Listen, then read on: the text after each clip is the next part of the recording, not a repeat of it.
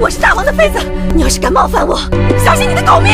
只要能和你风流快活，千刀万剐我都愿意。来吧！这个女人本是大王最宠爱的妃子，不仅生下了可爱的芈月公主，最近又给大王生了一位小王子。大王一高兴，立刻升她为贵妃，儿女双全，再加上大王的宠爱，向贵妃觉得自己简直就是世上最幸福的女人。此刻她可能怎么也想不到一场厄运即将来临。为了恭喜她荣升贵妃，王后命下人送来一件华服，心思单纯的向贵妃开心的穿到了身上。第二天一觉醒来，她刚想洗漱，小宫女却一脸吃惊地说：“夫人，您的脖子。”拿来镜子一照，竟然发现自己的脖子长满了红疹。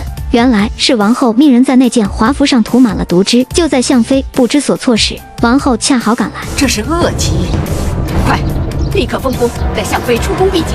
是，带走。臣妾不是恶疾，王后，王后，臣妾不是恶疾。就这样，向妃被生拉硬拽地塞进了出宫的马车。更惨的是，王后竟然一手遮天，把她送给了一个叫魏甲的光棍汉。看到如花似玉的向妃，魏甲饿狼一般的扑过去，向妃拼命地挣扎，但最终还是没能摆脱悲惨的命运，无奈的泪水止不住的流下来。转眼3年过去了，好心的宫女葵姑终于打听到她的住处，于是便带着芈月公主前来看望她。月儿，芈月哭着劝说母亲回去，而她却说：“娘亲回不去了。为什么回不去啊？”原来她已经与魏甲生下了一个儿子。此时魏甲喝得醉醺醺的回来，上来就破口大骂他是个扫把星。向妃怕吓着芈月，连忙让葵姑带着他离开。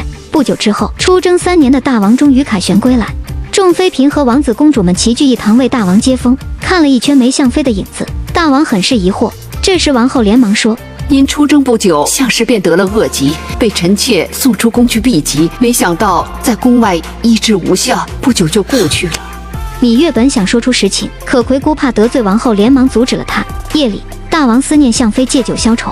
这时芈月哭着来到了大王面前：“月儿娘亲没有死。”